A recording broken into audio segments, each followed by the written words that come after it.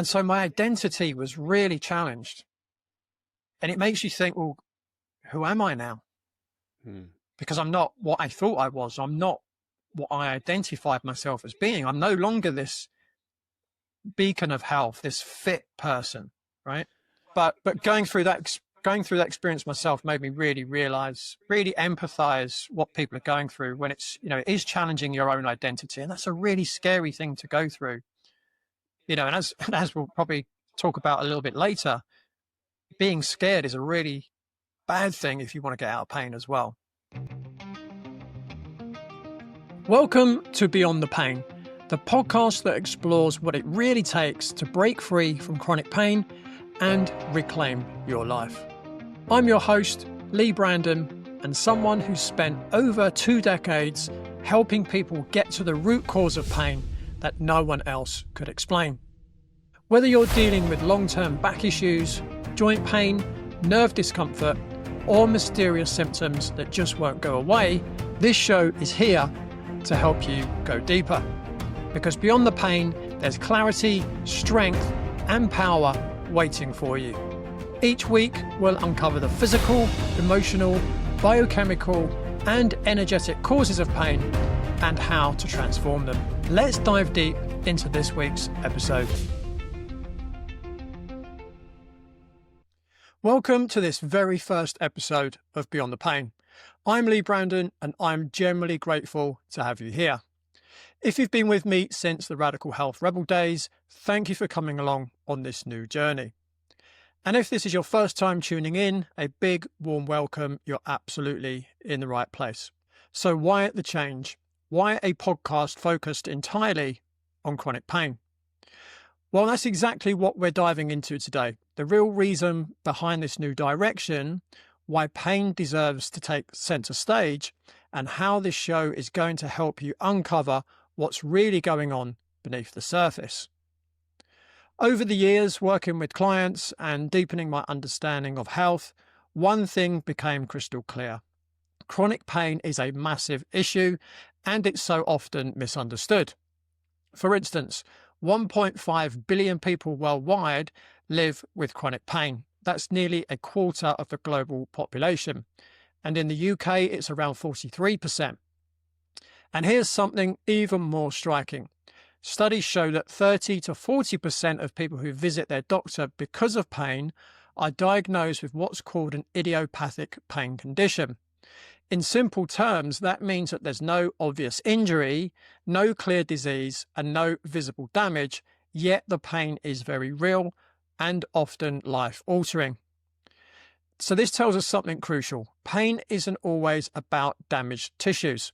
It's much more complex, involving the nervous system, the brain, emotions, and often hidden root causes we don't typically consider.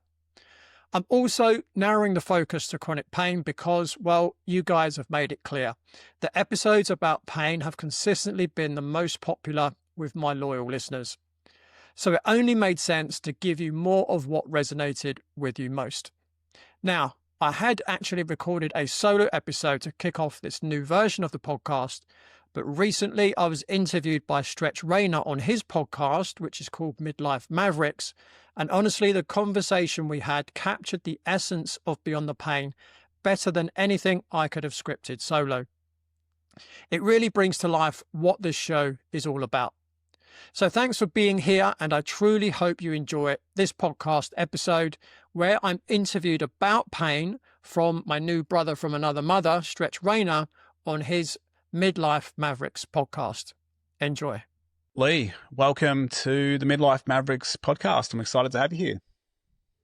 Stretch, it's great to be here, and it's interesting talking to you.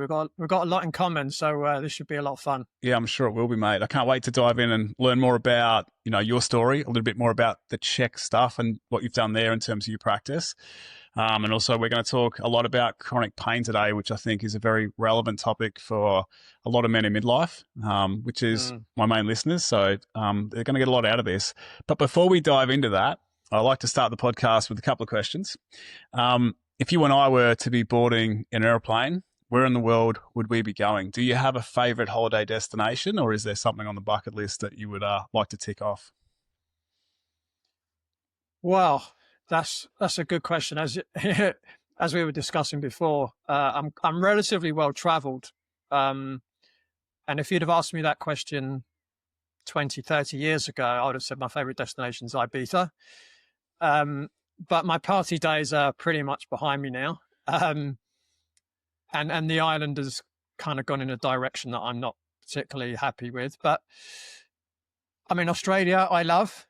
As again, we were saying, I've lived in Australia, got lots of family there. I love the United States. I love Florida. I love California. I'd imagine if I went to New York again, I would be a bit disappointed because I think London's gone in a similar way. Hence, I don't live there anymore. I'm trying to think of somewhere I haven't been that I would like to go to. I guess maybe somewhere in the Far East is probably somewhere. I like hot places, which might sound strange coming from someone that lives in a cold climate. Actually, do you know what? Where you live sounds quite good to me, actually. We were discussing before, you live kind of in the middle of nowhere in Southeast Australia. That kind of place would appeal to me right now. But I guess somewhere in the Far East, I think is probably where I haven't been that I would probably like to go. Yeah, awesome, mate. Yeah, you've named a lot of great places there, a few that I have been to and a few that I haven't been to. But yeah, I mean, the world's just so many places, but it's always changing, isn't it? And, what you used to love when we were at a different age, 20 and 30, doesn't sort of appeal now that we're in our 40s and beyond, maybe. So, yeah, the other place, the other area, I guess, would appeal to me would be South America as well. I've not been to South America. I'm quite into languages. I can't speak any other language apart from English fluently, but I do love kind of the Spanish language. Yep. I'm a single guy as well, and I think South America would be quite a good place for me. So yeah, maybe somewhere like Venezuela, maybe. Yeah, beautiful, mate. Yeah, that's a part of the world I've never been to either, so I'd love to be able to get there at some point as well, definitely. If we were to sit next to each other on this plane, and we were to spark up a conversation and I was to ask you about what you do and what your mission is, what would you say? So my mission is something I would say I've been living for 20 odd years. And my mission is to help as many people as possible optimize their health, their productivity, their quality of life, and the amount of fun that they have. That's really what I feel I'm here to do. On top of that, I'm also here to have fun myself. So that for me is really important. And one of the biggest ways for me now that I have fun is playing tennis. That's kind of my real passion, my outlet. I almost feel like if I didn't play tennis, I would probably have some kind of mental health problem. It kind of just really uplifts me when I play tennis, even though I'm not a great player, but I just really enjoy it. Awesome, mate. A good way to take that frustration out. Just go and whack that little green ball around the court for a while. Absolutely. Absolutely. Are you playing competition tennis or is it just recreational? Yeah. I've been playing some competitions this year. So I hadn't played for a couple of seasons. I did actually have a torn labrum in my shoulder. So I didn't really want to go down the surgery route because, again, without getting too technical, as soon as you cut into your shoulder, it completely decompresses the shoulder in a way that makes it unstable, and you can never get that optimum stability back in your shoulder. So I didn't really want to go down that route, even though I probably could have got back playing sooner. I thought I'd rather take the slower route and actually have a healthier shoulder for the next 20 or 30 years that I still intend to continue playing tennis. So I've come back this year. I played in my club tournament, got drawn against the number 2 seed, so I didn't get too far into that tournament. But I've been playing some National League matches the last few weeks. We've got the last one this weekend. So yeah, I'm still competitive despite my years. I can still get around the tennis court pretty quick, and the intention is to do that, well into my 70s. Beautiful, mate. I love that. That's a great intention to have. And also your mission to be able to help other people do something very similar with that and enjoy life, like you say. It's great that you talk about the slow path to recovery there. And it's not like, okay, I'm going to go and get cortisol injections and I'm going to jump under the knife and try to take the shortcut here. And I'm sure that's something we can talk about in the conversation today. But before we dive into that, like, I'm just curious to know, before you sort of got into chronic pain and you got into, doing what you're doing now, what drew you to the health and fitness space, or what drew you towards maybe, I know you've studied pull check. If I go back to, I can talk about Ibiza again, because this is where it kind of, in one respect, it started. So, in my younger years, I used to go to Ibiza every year for two weeks, party hard, and I'd done that for several years in a row. I came back one year, and I think it was the day after we got back, me and my girlfriend at the time, and I looked in the mirror, and I looked like one of those Cambodians I used to show on TV, skin and bone with a pot belly. And I was, 23 at the time. And I just said to myself, this stops here. That's not good. That look is not good. So I said, right, I'm going to do something about this. And I thought, okay, so what is it I need to do? And, until the age of 21, I'd always been playing competitive sport. From the age of 6 to 21, football, cricket, basketball, tennis, whatever, I played it. And to a reasonable level as well. Not a high level, but a reasonable level in all the sports. And I thought, I need to join a gym. And this was in the time when gyms weren't that popular as well. It was, not many people went to a gym back then. So joined a gym and then realized pretty early on, even though actually we had a gym at my school, which again was very unusual back then. So I'd done a little bit of lifting, had a little bit of weights at home, but again, you never do it properly when you're at home. So I joined a gym and soon realized I didn't know what the hell I was doing. So I thought, okay, what do I need to do? So I started buying magazines, Muscle and Fitness, Flex, Muscle Media 2000, Natural Muscular Development. I bought them all. And I would just be on my commute into work in London, where I was at the time. I would just be reading constantly. And this was in the day when you used to get magazines sent to your home, right? Didn't have the internet back then. And every time a magazine would land on my doormat, I would just be really excited. I just wanted to learn more and more and more and more. And I went from, I'm trying to work out how much I would have weighed in kilos, because we worked in stones back then. I think I would have been about 45 kilos. Now I'm 1.78 meters tall, so I'm average height.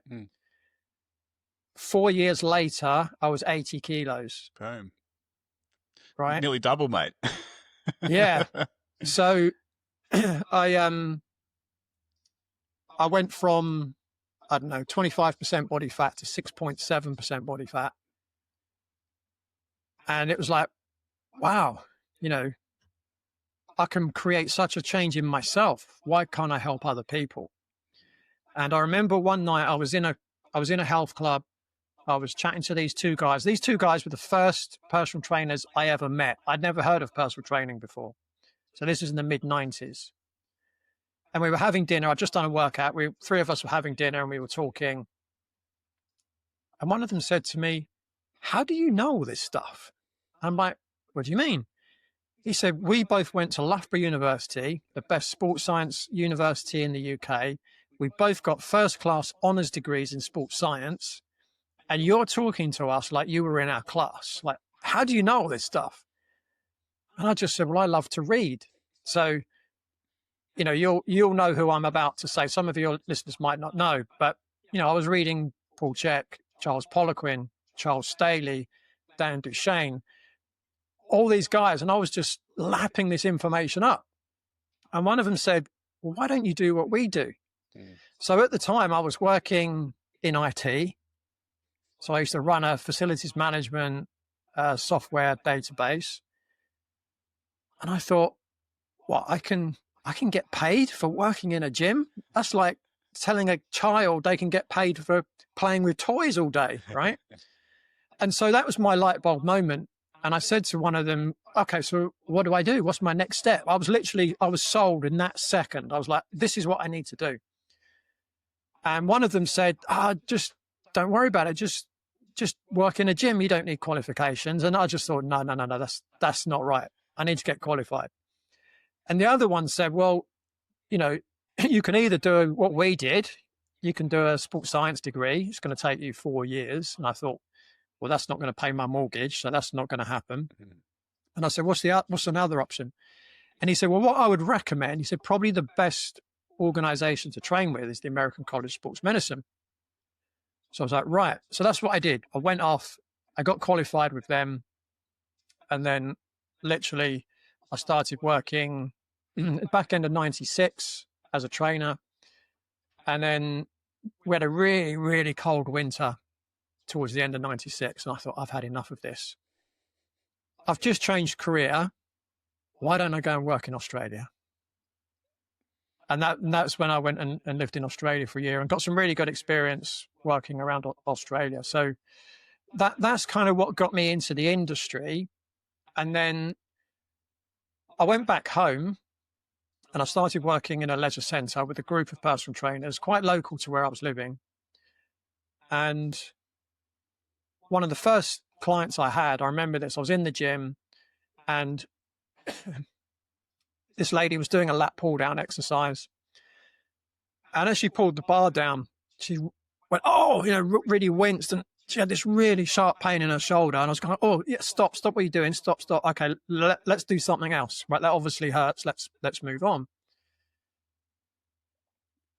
But part of me was like, but why did that hurt? I don't understand. Like, I've done all this training, the American College of Sports Medicine, the best training organization in the world at that time. I don't understand what just happened. And I was like really anxious because obviously I didn't want her to hurt herself, but I felt like I don't know enough. Like, I need to know more. I need to understand it. I need to make sure that I'm not going to hurt people, but also what about people that are already in pain? How do I help them? I've got no idea. So what happened was, so I've been reading articles by Paul Chek by this point, and he really stood out to me. And I think it was in the year 2000, he started advertising that he was going to start teaching courses in the UK. And I thought, oh, that's interesting. I'm up for that. And then I looked at how much he was charging and I thought, oh, maybe not. So it actually took about a year to kind of think, do you know what? I need to do this training because I need to know more. I don't know enough. I felt, even though compared to my contemporaries, I actually felt like I knew a hell of a lot.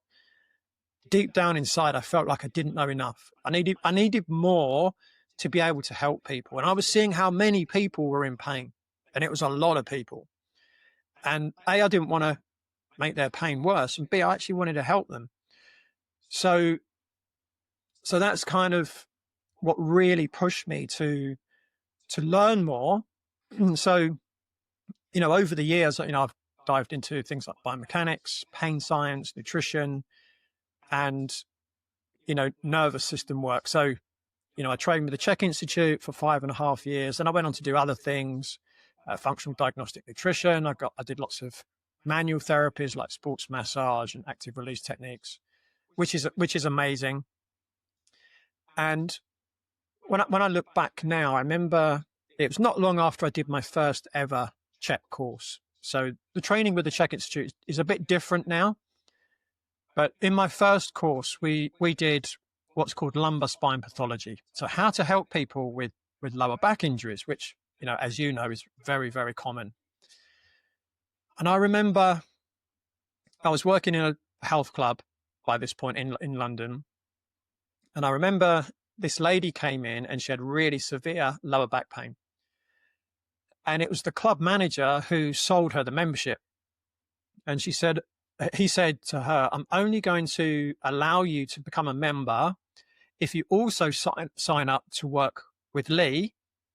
He's our fitness manager and he's trained in helping people with lower backs. He said, your back injury is so bad, I can't let you train on your own or with anyone else.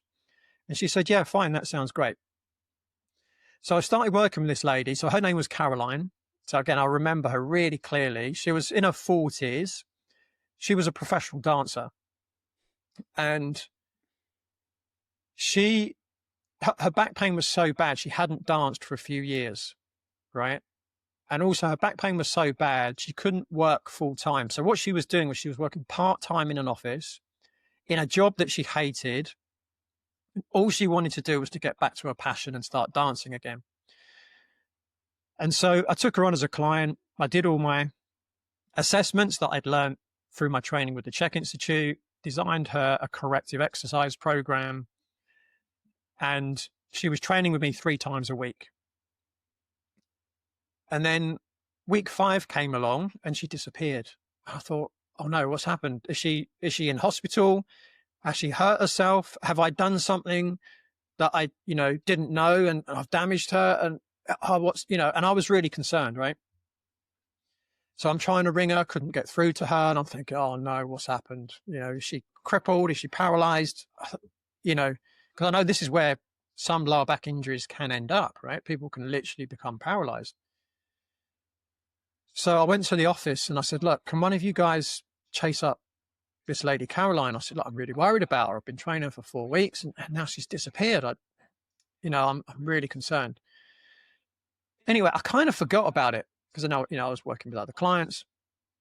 And then one day, one of the office staff came up to me and she said, oh, I've just spoken to Caroline. I'm like, oh God, how is she? How is she? And they said, she's amazing. The reason you haven't seen her, she's gone away on a dance tour. She's traveling around the world dancing. And I was blown away. I was like, what? And, and looking back in, my career over 20 plus years of doing that kind of work, it doesn't often happen that quickly, right? And even if she'd have said to me in week 5, am I ready to go back on a dance tour? I'd have said, no, you need a bit more strengthening yet. So she was back doing her passion. She was back earning a full living. She was really happy. And, she said to the office staff, look, please thank Lee because, he's really turned my life around. And it made me realize, wow, like I've now got like this superpower, right? This is what it felt like.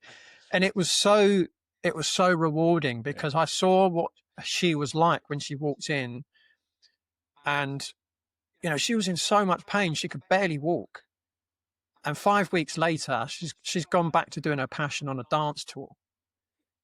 So it gave me that taste of, oh my God, I can really help people with this information that I've learned, So, that was just such a powerful moment for me. And, obviously since then I've gone on to help multiple people. And even, in 2013, I had the same injury that she had.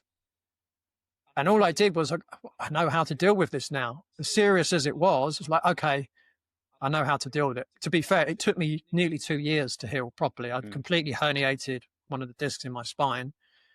I had what's called a dropped foot. So I had to drag my left leg along instead of walking properly. But what it gave me was the confidence that I knew I was going to get better, even though it was frightening, right? Because you think, oh, am I ever going to be able to work again? Am I ever going to be able to lift weights again? Am I ever going to be able to play tennis again? Because my whole identity, and I didn't even realize that until that time, my whole identity was wrapped up in being healthy, in being active. And I never forget, I was walking down the street where I live to go and get an MRI on my spine. I wanted to just double check that the damage I thought I had done was right. And it turns out I was spot on. But my injury was so bad, I couldn't sit down. I couldn't put shoes or socks on. Luckily for me, it was in June. So I slipped into my Birkenstocks, but I couldn't get in a taxi. I couldn't drive because I couldn't sit down. So I had to walk to a bus stop or drag my left leg along to a bus stop. And as I was walking down my street, so I was living in London at the time, and for the first time in my life ever, I felt vulnerable, right? Because first of all, I'm a fast runner. I've always been quick, right? Even now at 56, I can probably do a sub 12-second 100 meters. If an 8-year-old girl had come up to me and attacked me right there and then, I would not have been able to defend myself, right? but I'm living in North London, right? Not one of the safest places to live, right? No. And I'm thinking, well, first of all, I can't run. And second of all, I couldn't even throw a punch, right? I've done a lot of boxing training, so I know how to throw a punch, but I was in such bad condition that I wouldn't have been able to defend myself against anybody, right? So I felt so vulnerable, and it was scary. And I think, wow, that's what it must feel like to be, really old. You can't run, you can't protect yourself against anybody. And so my identity was really challenged. And it makes you think, well, who am I now? Because I'm not what I thought I was. I'm not what I identified myself as being. I'm no longer this beacon of health, this fit person, right? So that was an important, I guess, part of my own journey, is that it made me understand so much better what other people are going through. Because yes, I've had amazing training, to be taught personally by Paul Chek for 5.5 years is, I'm so fortunate, because the students coming through now. So I teach for the Chek Institute now. Poor students, they get me. They don't get Paul Chek, right? But going through that experience myself made me really realize, really empathize what people are going through when it's, it is challenging your own identity. And that's a really scary thing to go through. And as we'll probably talk about a little bit later, being scared is a really bad thing if you want to get out of pain as well. Yeah, beautiful, mate.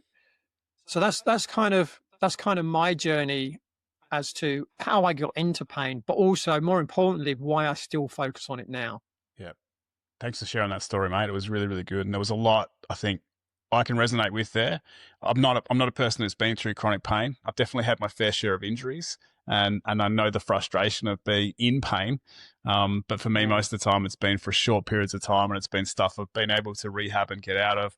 But to walk that and to experience that yourself, just like you say, it just brings a whole new level of empathy and understanding to your clients and to the people you're trying to serve, and the space they're in. The identity stuff is super, super powerful, because like you say, we identify with, the person we are. And if we're a physically active, capable person being able to do everything we want in life, and then we're, hit with chronic pain, and that takes everything away from us, it can have such huge mental impacts, which is something we definitely want to touch on today and talk about, because I think that's a very powerful and key component of chronic pain. Like you sort of said, it brings up that fear, and it's something else we need to learn to manage, not just the physical, but the emotional side of that. But before we do, I'd like to just rewind back there, because I see a great love of learning and curiosity in you, and you're very passionate about what you do, which is similar to myself. And we work in an industry of health and fitness where that's rare. There are a lot of great coaches out there that have such a great depth and love of learning and such passion for what they do and help out clients. But there's also probably more trainers out there that really don't give a fuck. And I think that's a valid point that you sort of touched on, or we need to touch on, because there are people going to fitness experts that have probably done a Loughborough degree or, done some university course, and yet they're still not seeing the results that they want to see, because the person they're working with or the trainer they're working with just isn't that passionate about what they're doing, or they don't have the skill set or the knowledge. So it's like anything, really, isn't it? You can go to an accountant that's a good accountant, or you can go to an accountant that's an excellent accountant, a doctor, a mechanic. You could name any industry where we can see the difference between low level and high level, and it doesn't always come back to qualifications. What are your thoughts around that? Have you experienced a similar thing, or what would you say to people that are maybe going, I'm not going to go back to a PT because it didn't work? I want to take a moment to share a story that really stuck with me, because it's about more than just pain. Catherine was once a fit, active runner, but after a back injury, she could barely get out of bed. The worst part, she couldn't even pick up her toddler without wincing in pain. She felt helpless, exhausted, and scared of what the future might look like. Together, we figured out the root of the problem. Just 5 weeks later, she was off painkillers, and within 10 weeks, she was jogging and lifting her son pain-free. If pain is stopping you from living the life you want, grab my free chronic pain breakthrough blueprint at www.bodycheck.co.uk/free pain guide. It'll show you the 7 reasons you might be stuck in pain and how to start moving forwards. Yeah, no, you're absolutely right.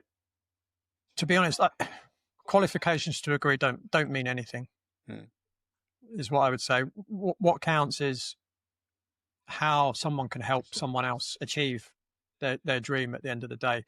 Of course, qualifications help, right? But they're not the be all and end all. And, you're talking to someone that spent well into 6 figures on my own education. And there are some things that, I would say everything I've studied has been of use, everything. But there have been some qualifications where, like now, I probably don't use any of what I learned. So going back to my study with the American College of Sports Medicine, apart from some of the extremely basic anatomy that I learned from them, probably don't use any of it, right? There was probably a lot of information in that course that's just completely irrelevant to being a personal trainer. Yes, it's good to know the background information, but actually when it comes to working with a real human being, a lot of it is just irrelevant, really. It's almost like you need that information to pass the exam. But when you get into the real world, it's like when you pass your driving test, right? That's when you start to learn. It's when you've already passed. You don't, yes, obviously you get to learn to, use the pedals and change gear if you're driving a manual, but you really learn after you've passed your test, right? When you're in your car on your own. And then obviously when you get much older, I often drive 200 miles to teach for the Czech Institute. And it's almost like I leave my home and I don't think about driving and I get to the other end 200 odd miles away. I hadn't even thought about driving because it's become so automatic, right? So, do I think about what I learned in my driving lessons when I'm driving a car? Well, no, because it's become automatic. But I would say everything I learned when I was driving is useful, but I don't drive the way that my driving instructor taught me to drive. Right? It's a good analogy, mate. I like it. And I think, you're on the money there. I think it's also just a very valid point to point out because I think there is a lot of fear with people who are in chronic pain or have got an injury and getting back into training or having that fear of I'm going to go to a trainer and they're just going to beat me up and make me worse. And yes, that can happen. And I think it comes down to, like you sort of say, it's trying to find a reputable coach. And it can be tricky because qualifications aren't the be all and end all. And results are really, what we need to be looking for. But just talking to you, I can tell that you're very passionate and hearing your story.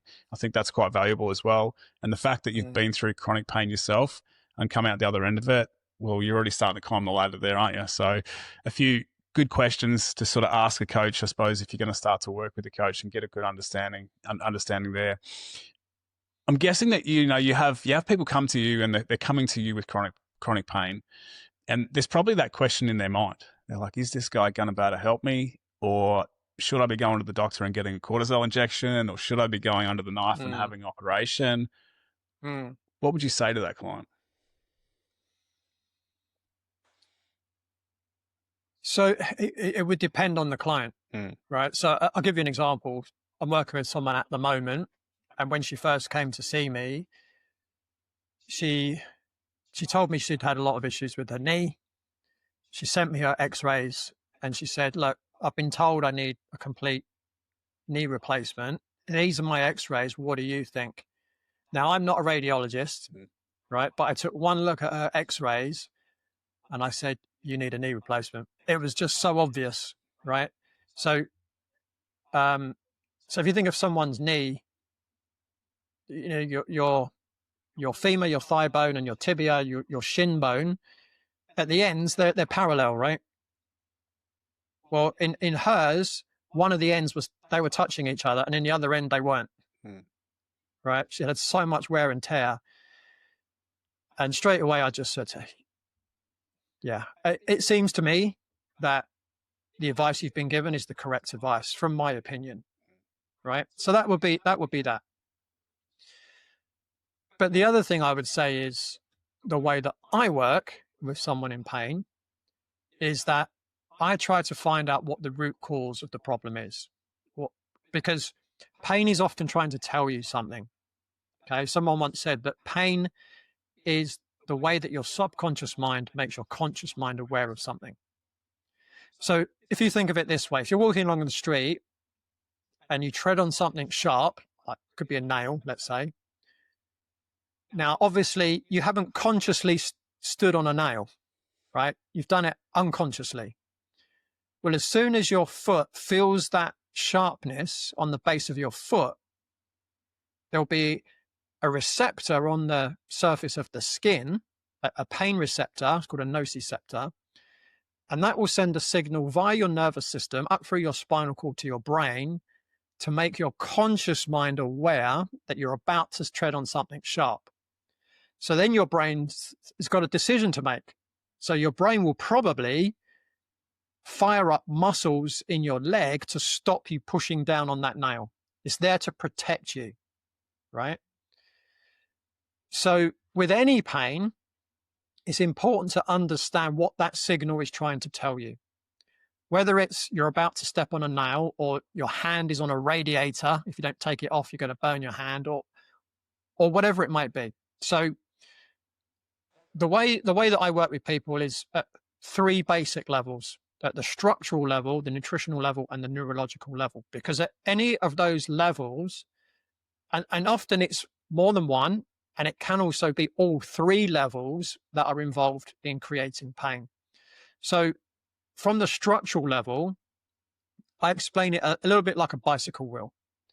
So if you've got a bicycle, you want the wheels to spin straight and true, right?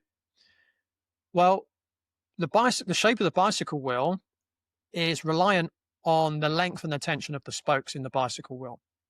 If you've got a crooked bicycle wheel, it's because some of the spokes are too tight and some of the spokes are too loose.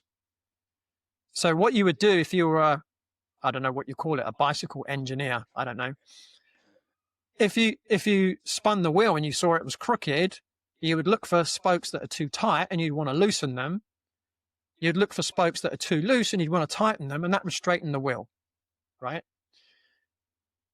Well, our body works in a very similar way. So our body is aligned predominantly due to the length tension in the muscular system, okay? So you might have muscles on one side of the body that are excessively tight.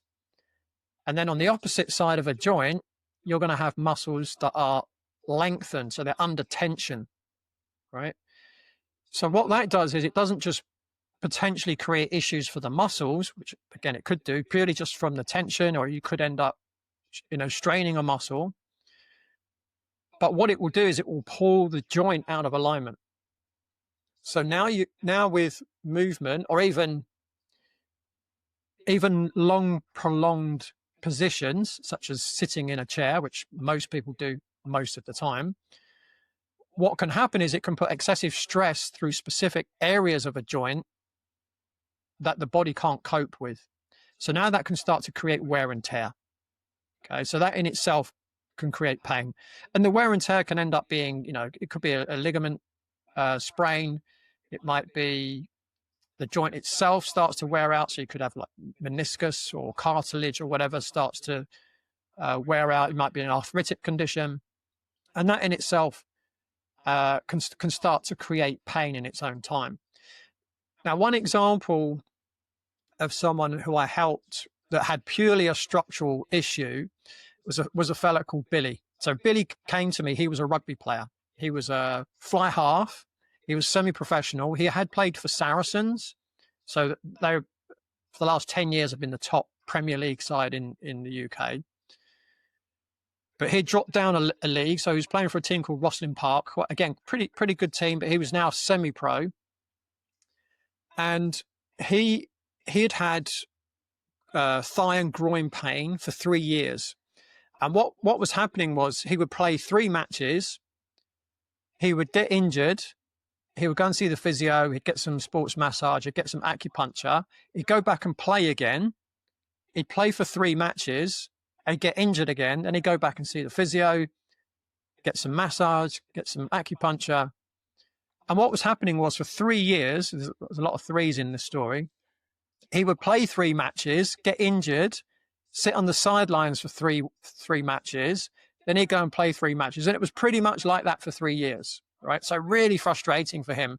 And ideally, he wanted to get back to playing in the Premiership. But now he's worried that he's not even going to be able to keep his place in the team at Rosslyn Park, right?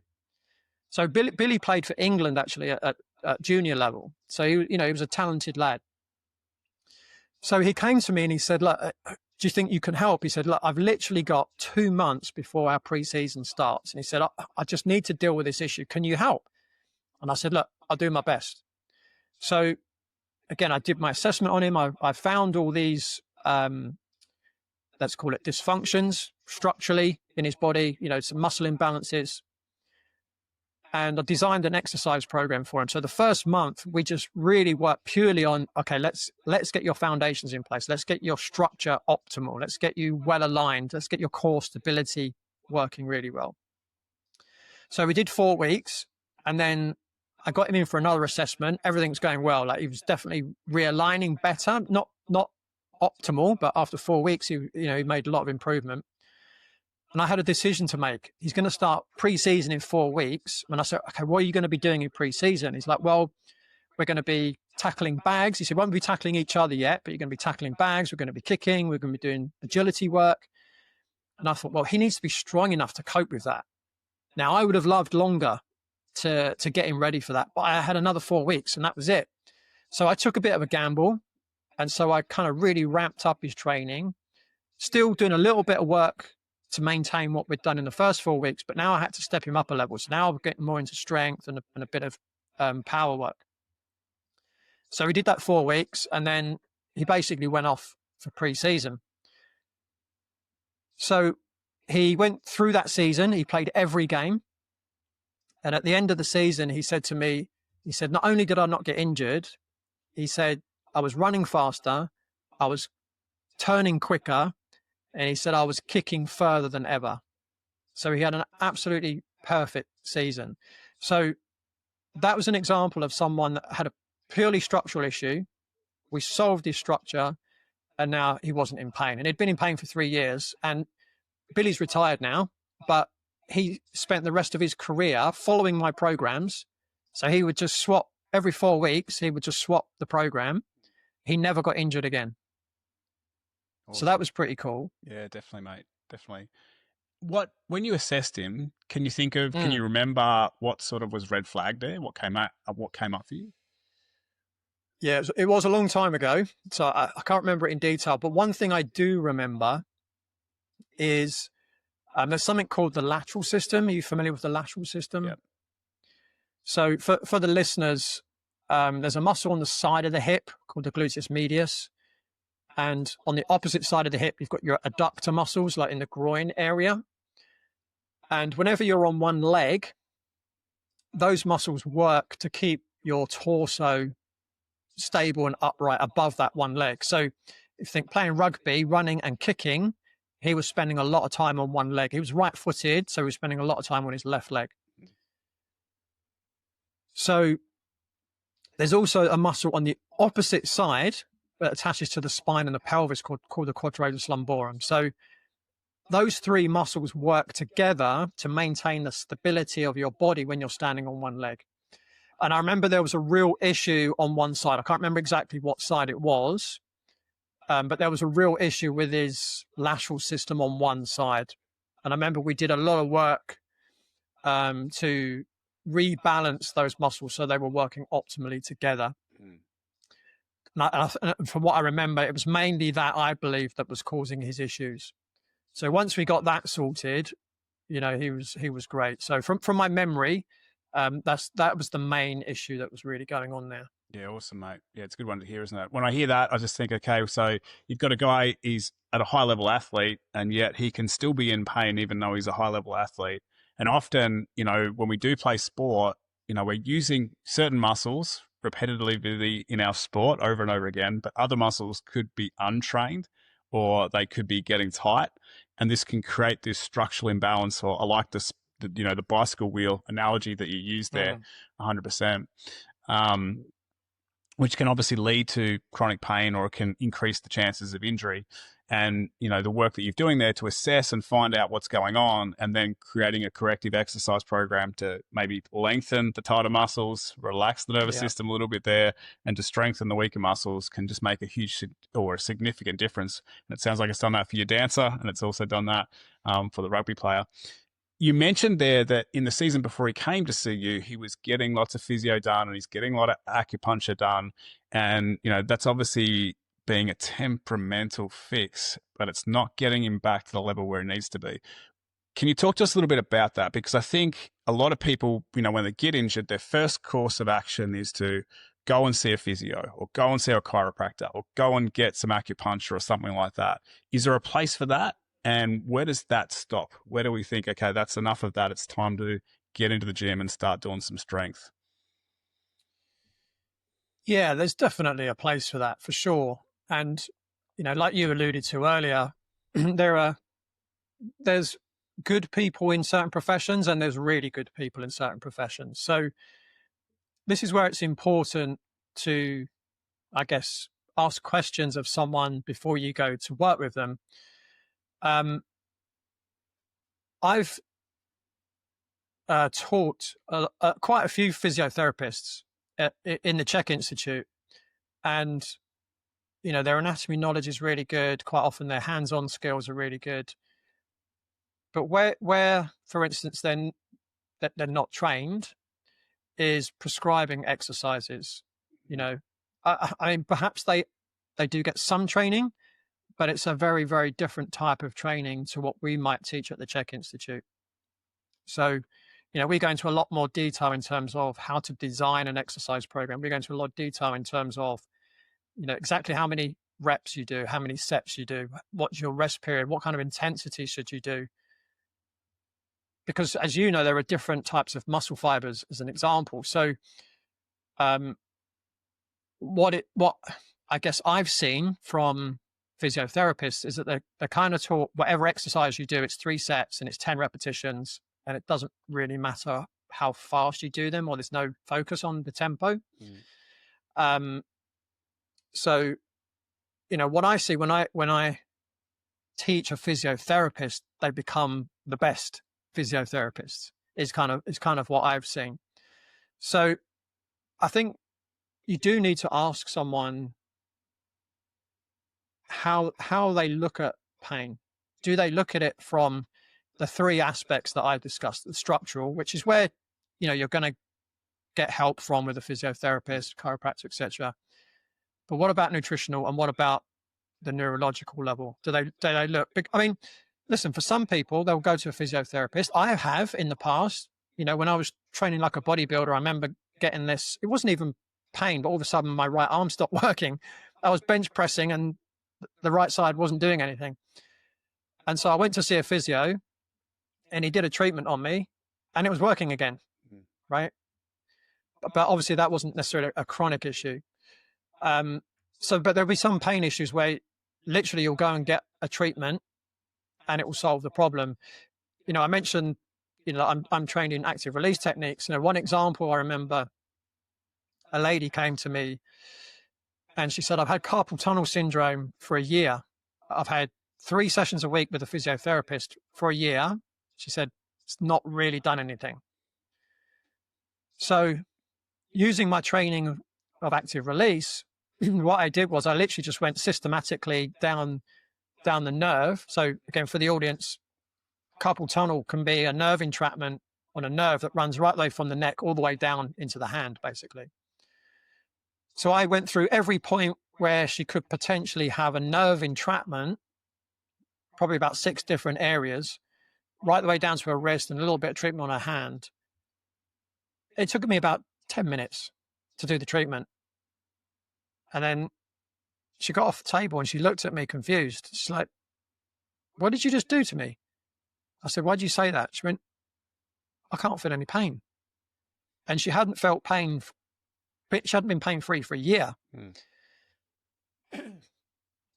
And I was a bit surprised. right? I was kind of shocked, and I thought, well, yeah, maybe, you know, she'll walk down the street and he'll come back.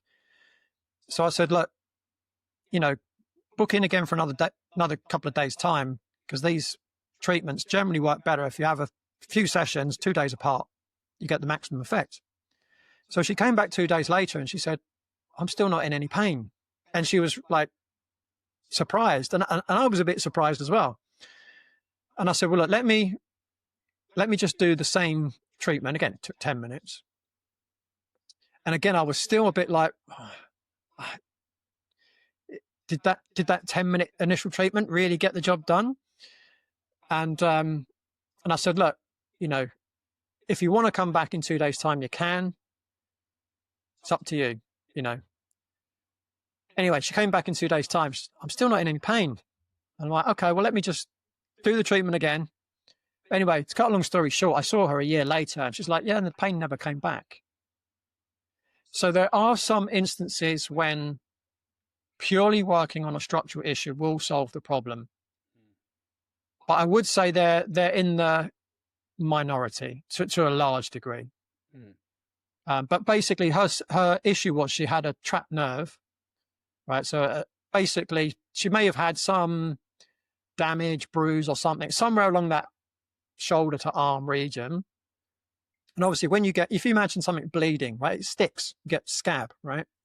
Well, that can happen on the inside too. And if it sticks to a nerve, it's going to cause nerve pain. Now, she was experiencing it in her wrist, but it could have been anywhere happening from the neck all the way down to, and it might have been, you know, I don't remember exactly where I remember feeling the tension. It might have been the first actual part of the body I treated. It might have been in the neck. It might have literally have taken a minute to actually release that.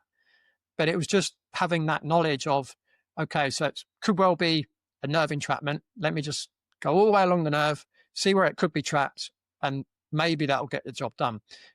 Again, I'm not going to say that's going to be the case in every carpal tunnel syndrome case, but that was the case for her. So there's definitely a place for things like hands-on therapy. There's definitely a place for things like corrective exercise, but just want to add a point there. So corrective exercise is great. It definitely takes stress off tissues, but that's not the end of the story. Because, you know, take Billy, for example. Not only did I need to straighten up his bicycle wheel spokes, so to speak, I had to get him so that he was strong enough to be and resilient enough to not get injured playing rugby, getting hit by massive guys, right? You know, guys weighing, I don't know, 120 kilos at speed, right? So where I think some people often miss the important thing is not just getting out of pain, it's becoming robust enough so that the pain doesn't come back. Well said. That is a really important aspect. Yeah, I agree with that. I've worked with plenty of physios and ART specialists, like you've mentioned before. You know, we even know a couple in common when we were chatting before the podcast. And I think that they're great. And the connection that we can have as a personal trainer or coach to a physio or a chiropractor can really, really help. And there is definitely a time and place for it. But I agree with you too. It's sort of like when they're in chronic pain or there's a lot going on there, the therapy stuff can get them to a certain level, which might even be out of pain, which is great. But then if we don't actually start to strengthen those muscles and start to realign the bicycle wheel and get everything working properly again and making those structural changes, then chances are that pain's going to come back in the long run, and they'll end up back in therapy again. I also like the fact that you pointed out there that, you know, you are treating, you know, you're treating the whole nerve, but you could be treating the neck, even though the pain is in the wrist. And I think that can be a big thing too. We can go to a physio or someone with like knee pain, and it could be something further up the chain. It could be the hip, or it could even be below the chain. It could be the ankle, and, you know, wrist pain. It could be the shoulder, it could be the neck. You know, just because the pain is in that location, it doesn't necessarily mean that's where the problem is. That might be where you're feeling the sensation. So there's a lot to take into consideration when we're sort of talking about that physical aspect. Before we move on and we start talking about nutrition, which is your next one, is there anything else you want to touch on there, Lee, in terms of the physical side? Well, the other thing to bear in mind is, I guess, so I'm kind of saying that this is just structural, it's very difficult to completely separate the structural from the nutritional, from the neurological, because in a way they do all overlap. So in a way, yes, you can do something structural. So for instance, the person with the carpal tunnel syndrome, you could say it's structural, but actually it was a nerve issue, right? Yes. So you kind of could say, well, that's neurological, but it was the structural causing the neurological issue. And as we'll come on to discuss, if there's a structural issue, it could be because of a nutritional issue. So they do all overlap, and I'm just trying to simplify it for people to understand. But it's more, so for instance, in Billy's case, it was more structural than anything else. If that makes sense.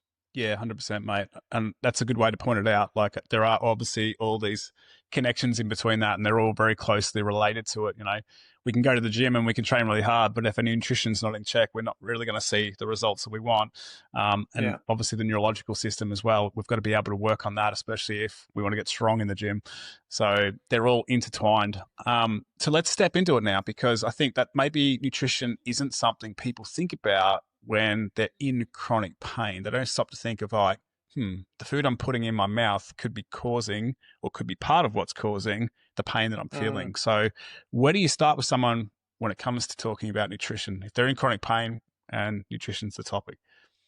Yeah. So the thing is, if someone's eating let's call it a poor diet, then that could include inflammatory foods. So foods that we know cause inflammation in the body. Now, again, when we look at pain, as I've alluded to, pain is basically a communication pathway, often between, let's call it, the out of the body and the brain.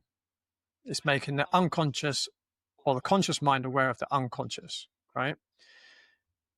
Well, when we have inflammation in the body, that's going to set off receptors. Okay. It's also going to set off the immune system, because that's what creates the inflammation. So the immune system is basically attacking something that it doesn't see as being part of us, right? And there are certain foods that we know are very inflammatory. And, probably the most spoken about today are things like seed oils and vegetable oils, processed seed oils, vegetable oils, things like rapeseed and such like.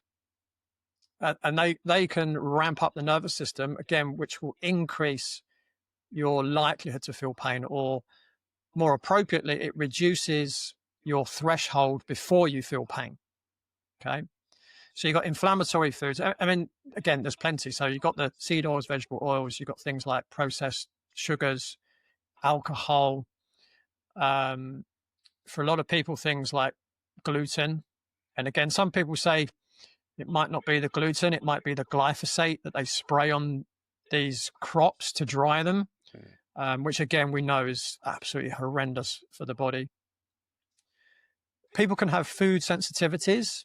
So again, it doesn't necessarily have to be an inflammatory food to cause inflammation. So again, the most common foods that we know people are sensitive to are, again, gluten-containing foods. Processed or pasteurized dairy is a big issue for people. In the US, I know corn is a big issue. So again, quite often in countries where they eat a large amount of a certain food, tends to often be a food that people in that country become sensitive to. And sensitive just means will create an immune response. So in America, we know that, whereas in the UK and I believe Australia as well, we tend to sweeten things with sugar. In the US, they tend to use high fructose corn syrup. So again, there's a lot of that in the American food supply. In Asia, rice tends to be quite a big one, not so much in the Western world. Soya can also be a big issue for people. They're the common ones, but you can literally be sensitive to any food. Yep. And we're all different. Yep. Do you do testing for that? Would you do an IgG? I do doing test. Gut testing? What are you doing to point out that maybe, or highlight that with your clients? Yeah, so I do run a blood test, and I've used different blood tests over the years. I think it's fair to say there's not a 100% accurate blood test yet. I think they are getting better. But I've found them to be very, very useful. And again, I know they get a lot of criticism.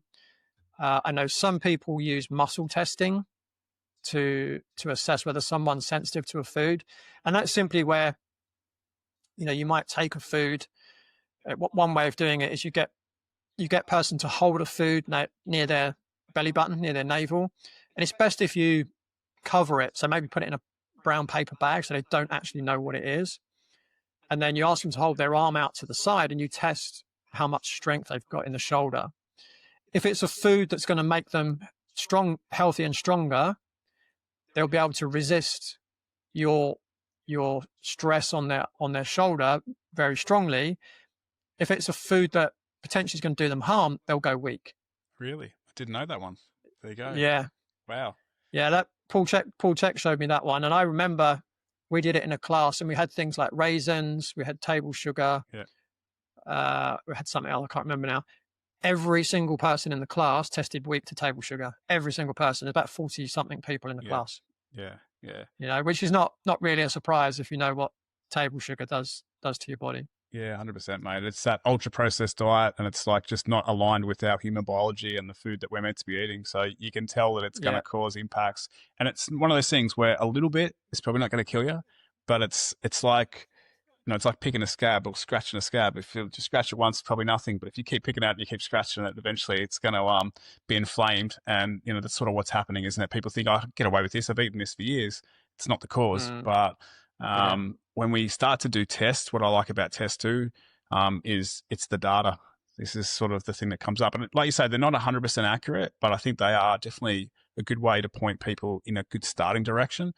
But back when I was in London at the gym, one of the first tests I'd often do with clients would be just a food sensitivity test, just a basic IgG test.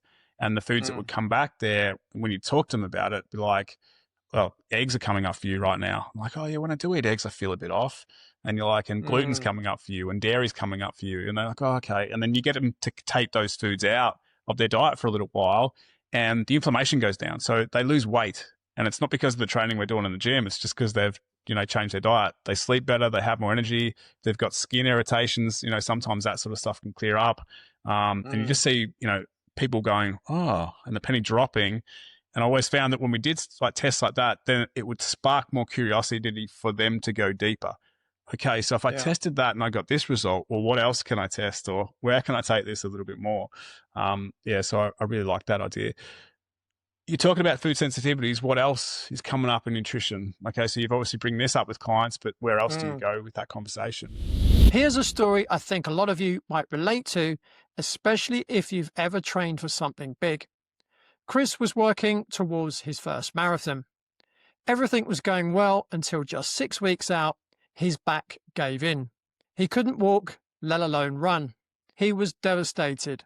Months of training felt wasted. But we built a plan together and Chris followed it with full commitment. On race day, he ran pain-free and finished in under 4 hours. If you've been sidelined by pain and feel like your goals are slipping away, don't give up just yet. Visit www.bodycheck.co.uk/free pain guide and download the Chronic Pain Breakthrough Blueprint.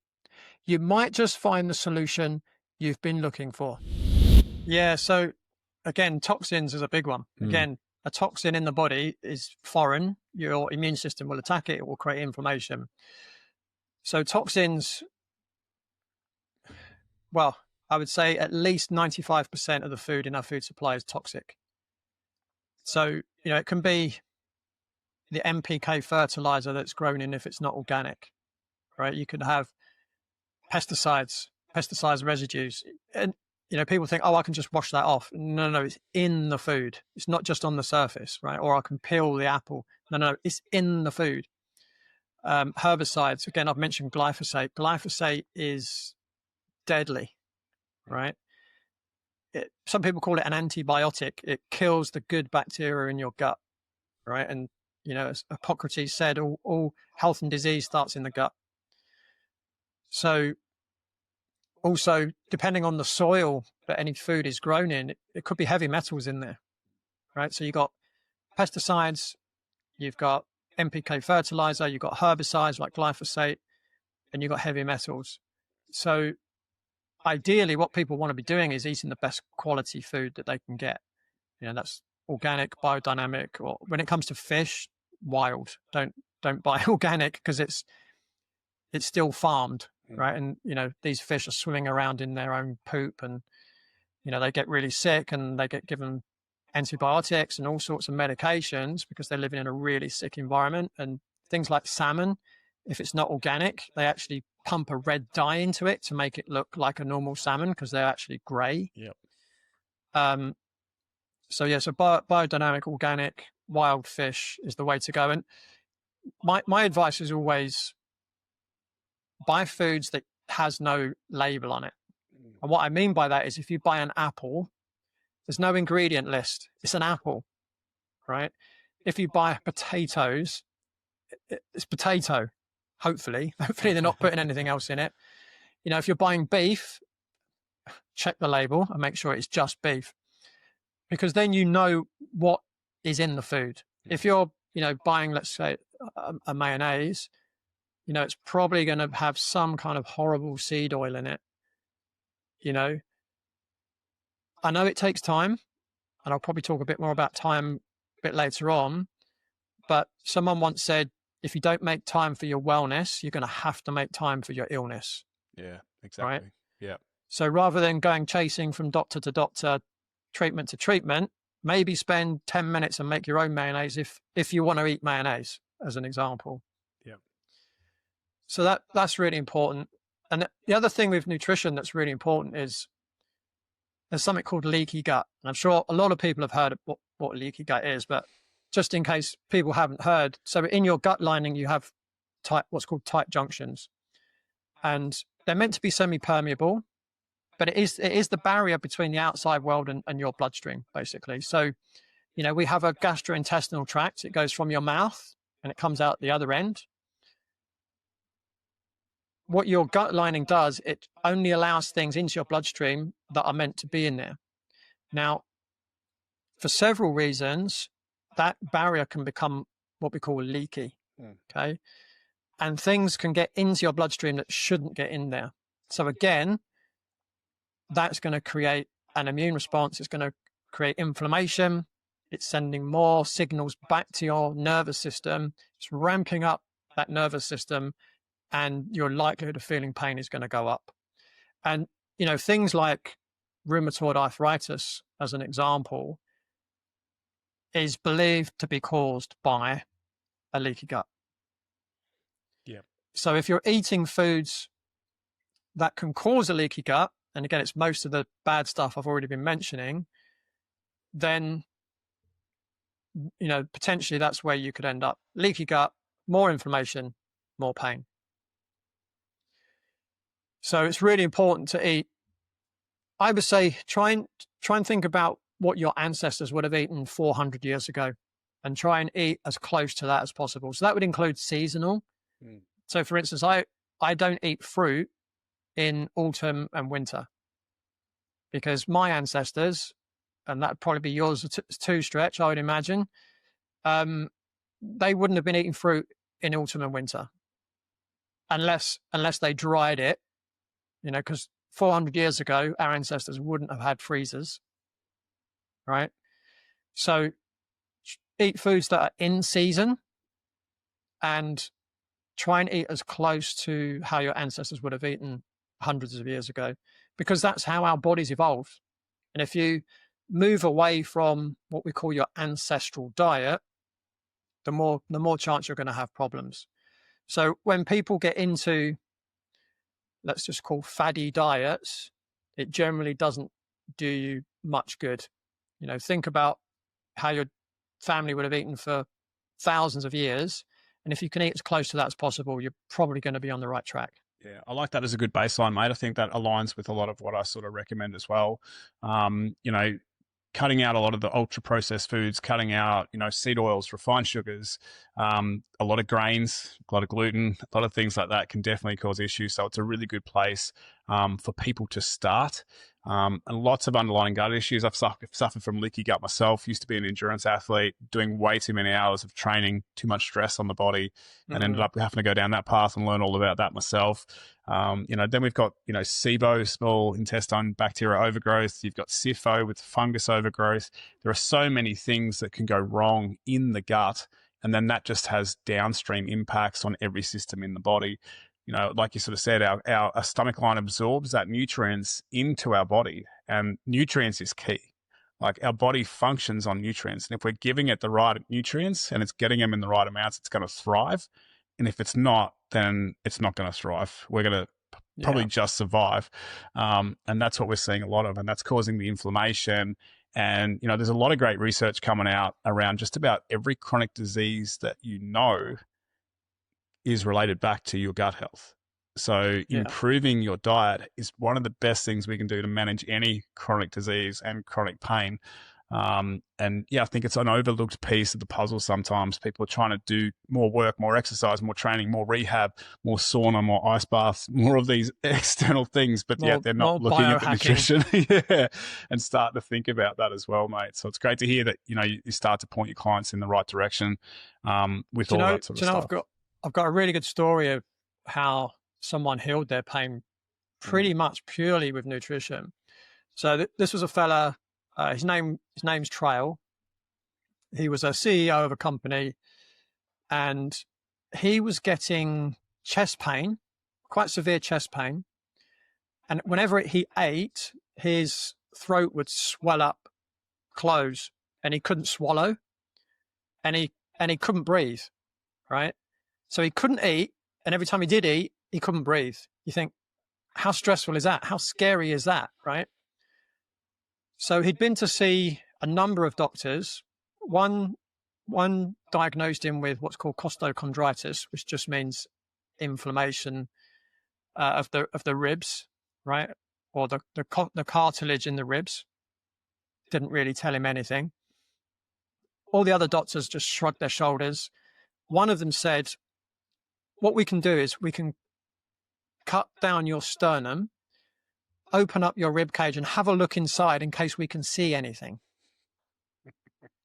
And he was just terrified at that thought, right? But he was getting to the point where he just stopped eating because it was so frightening. Because imagine every time you ate, you can't breathe, right? Because your throat's, swollen. So when he came to see me, so I'm naturally quite slim, right? And he's a little bit taller than me, but he weighed about the same as I did. And of course, I hadn't seen him before, so I didn't think anything. But he'd actually lost 17 kilos when he came to see me because he couldn't eat, right? So he came to see me, and he said, what do you think? What do you think's the issue? And I said, well, it makes sense to me that if you eat something and you're getting inflammation, it's got to be something you're eating. That makes complete sense to me. He said, you know what? I mentioned that to my doctors, and all of them said, no, it's definitely not that. And I said, well, I said, look, what I think we should do, just to rule it out, let's get a blood test done. Let's see if you've got any food sensitivities. Let's cut them out and let's see what happens. I said, look, from where you are now, surely that's worth a try. And he said, yeah, that sounds great. So the test that I was running back then was called an MRT. It's quite a well-known test, mediator release test. I use a different one now, but that's the one I was using back then. And it came back, and there we go. There's a whole list of foods he was sensitive to. So we rearranged his diet. We eliminated those foods that came up positive on the test. And within a few days, he started to feel better, and his throat stopped swelling up, and the pain in his chest started reducing. And within about, I can't remember the exact timings now, but within about a month, he was pretty much eating a normal amount of food. And a few months later, all the pain had gone, all the swelling had gone. He was doing great. And then I can't remember, it was several months later, I was at the place I used to work, and there was someone at the door. So I went to the door. I opened the door and I said to this guy, can I help you? Like, who are you here to see? And he looked me in the eye and he went, Lee, it's Trail. And I went, oh my God, right? Because I was looking at this guy that looked like an international professional rugby centre. That's what he looked like, right? This guy just packed with muscle. And I was just in shock. I was like, what? I was literally stunned. And he said, yeah, this is me. I'm doing great. I just want to come and say hi. Because, you know, he lived quite a long way from London. And I was like, oh my God, it's so good to see you, kind of thing, you know? And, you know, since then I've gone on to help his family members with certain issues, and you know, they're doing really great. But that was purely a nutritional issue. Yeah. And it was a simple fix. And, you know, sadly, he'd been to see so many doctors and probably cost him a hell of a lot of money. And all it really required was a simple test, a simple alteration of the foods he was eating. Yeah. You know, he was still eating a fair amount of foods. It wasn't like it was a very restrictive diet. And he was doing great. And, you know, I've spoke to him relatively recently. He's doing great. He's had 2 more kids since I worked with him, and, you know, life is great. So, you know, that's a really, again, for me, that was one of the most rewarding clients I ever worked with, because he was seriously thinking he was going to die. Yeah. Yeah.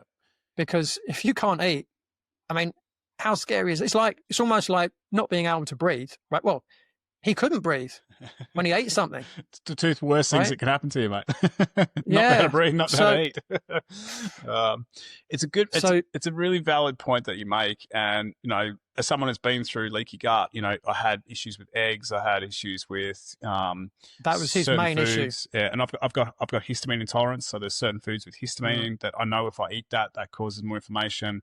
Histamine makes you more alert. So if I eat foods high in histamine at night, it keeps me awake. That affects my sleep. And it really dumbfounds me sometimes how people overlook nutrition, or they just really don't understand the power of food.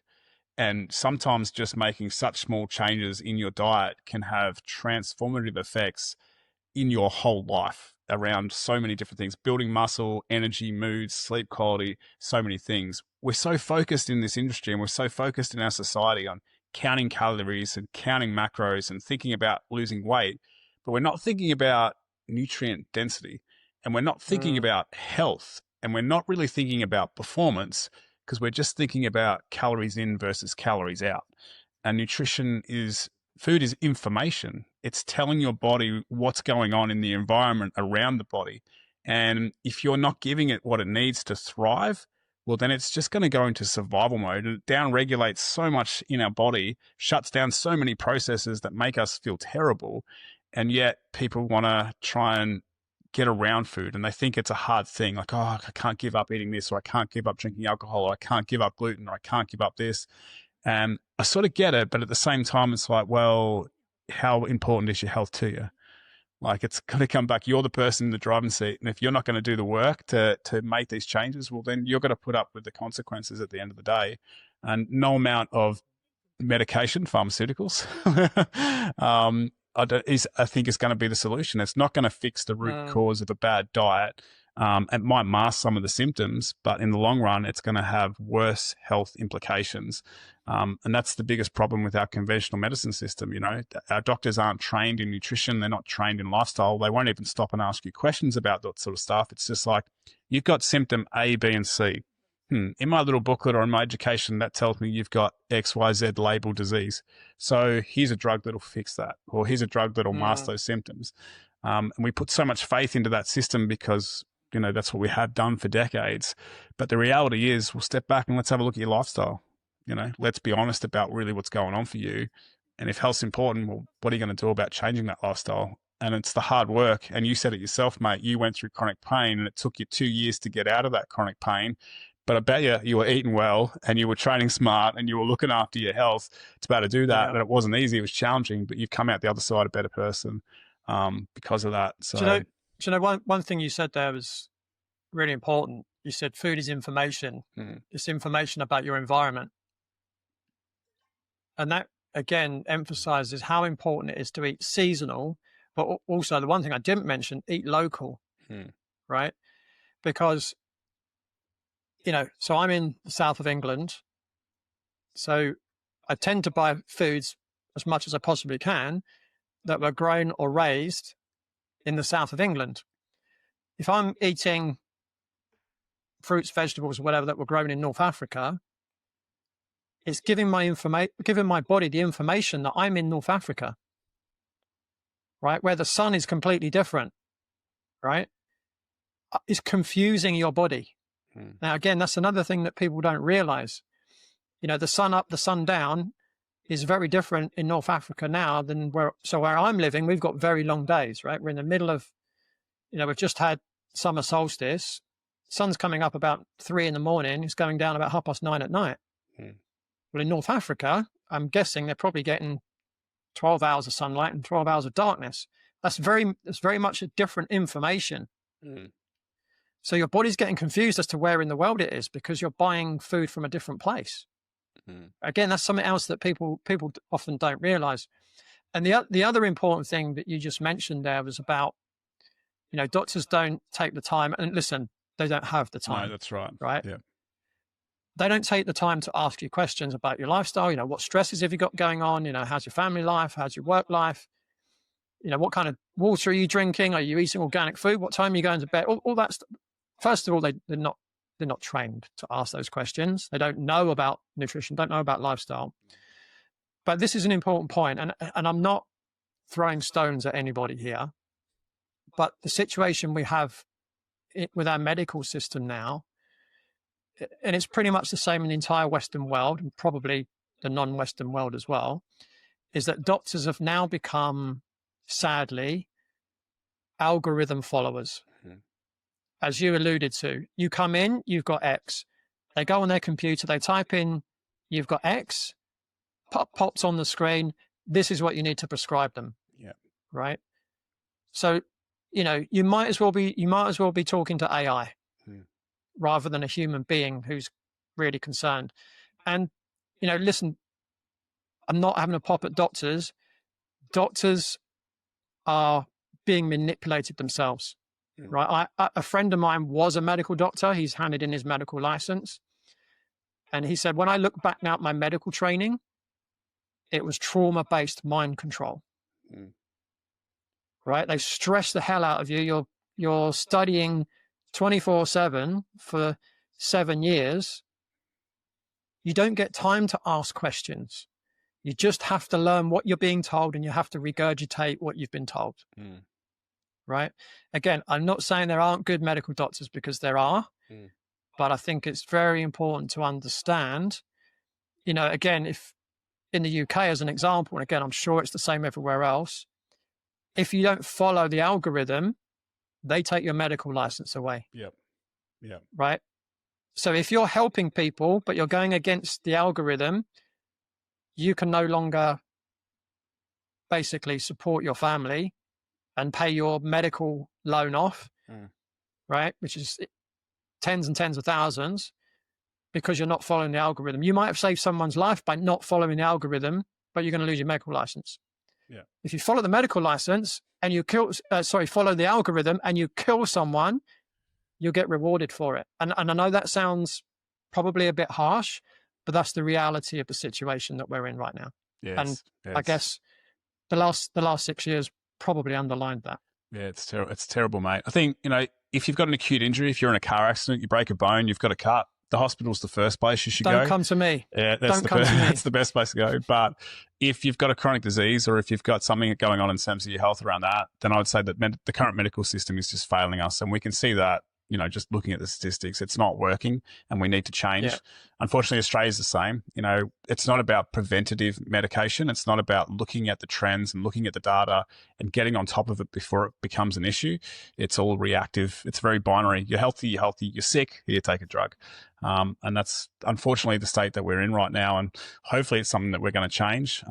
I love to work with functional medicine practitioners or integrative doctors, like you say, the doctors that are making the time and also coming at it from a more holistic perspective, but also coming at it from a data-driven perspective. And I often tell my clients that this is the path that they need to look into, and those that do, reap the rewards. One more thing before we go on and start to talk about the neurological side of things. Supplementation, does that fit into your prescription? A quick pause because I want to tell you about Amina. She was a personal trainer and busy mum of 3, training hard for a marathon until sciatica and back pain stopped her in her tracks. She couldn't run, she felt frustrated, defeated, and afraid she'd never get back to where she was. We created a focused, realistic plan tailored to her body. A few months later, she crushed her goal, ran a half marathon 5 minutes faster than her personal best, and now she's back running full marathons completely pain-free. If pain has forced you to put your goals on hold, download my free chronic pain breakthrough blueprint at www.bodycheck.co.uk/free pain guide. Let's get you back to doing what you love. Yeah, it can do. So my kind of philosophy is I try to recommend as little as possible. As much as possible, I try and cover all angles from a real food perspective. Now, there are situations where people will definitely benefit from supplements. Again, I'm not saying I don't recommend supplements, because I do. So as an example, if someone's not digesting food very well, first of all, I'm going to say, are you eating in a relaxed environment? Are you chewing your food until it's liquidized? Okay. Are you hydrated before you eat? Right. That's where I would start. Possibly even, are you preparing your food with love as well? I would probably say is an important part of that process. And if you grow your own food as well, even better, because you appreciate it a lot more. But let's say you've got all those things nailed and you're still don't have optimum digestion. Do you need support in terms of creating enough hydrochloric acid in your stomach to start to break the foods down? So it might be, bitters, maybe it might be hydrochloric acid supplementation. It might be that someone needs digestive enzymes to help break the foods down. They might need bile salts, again, to help break fats down. And again, everyone's different. And this is where testing can really help. Again, I know there are people that don't like testing. And I try to test as little as possible. But obviously testing does give you information. So in terms of digestion, can be very important. Other areas like, there's prebiotics, probiotics, postbiotics. There's certainly a lot of research to suggest benefits to those. I'm starting to question some of that, and I'm certainly not in a position to say I've definitely changed my mind around those things. It's an area I want to delve into deeper. I've just got a gut feel that some of the research might not be quite the reality. But listen, I've been following that kind of protocol and I've been helping people. So I'm not throwing the baby out with the bathwater. Things like multivitamins, minerals, again, because our food supply, even if you eat the best food you can get your hands on, still probably nowhere near the quality that it was 60, 70, 80 years ago. Things like binders can be really useful to help attach to and release toxins, heavy metals, fungus from the body. Things like collagen can be really useful. Again, if you've got a joint injury, it can help to repair the tissues. There's lots of supplements that can help repair the gut. Things like L-glutamine, aloe vera can be really good. Licorice root can be really good as well. There's lots of areas where they can help. But as I say, I try and minimize the things that people take. We could do a whole episode on supplementation. Easy to do, mate. Yeah, I think we need to have a reason. Why are we taking that supplementation? And I think sometimes we can get caught up in the marketing and the advertising of supplementations, and everyone wants to take everything. And we can be on 26, 27, whatever crazy amount of supplements for no reason. But it's one of those things, if a client tells me they're taking a supplement, I'm like, okay, why are you taking the supplement? And if they can't explain why, well, then it's probably not a supplement they should be taking. I also think it's very important to do tests. And I think, yeah, okay, tests are expensive, but, I really recommend to my clients, especially men in midlife, like, just invest. Like, what are you investing in your health? Let's say those tests are going to cost you $1,000 right now. Okay, that's a pretty good investment to put into your health. And when it comes back and you get those results, you're going to have a pretty good understanding of what's going on in your body right now. And you're going to be able to make some very educated decisions around nutrition, training, lifestyle, supplementation, all that sort of stuff. And in the future, let's say 12 months from now, if we want to retest, we don't have to retest everything. We're not going to spend $1,000 and redo all the tests.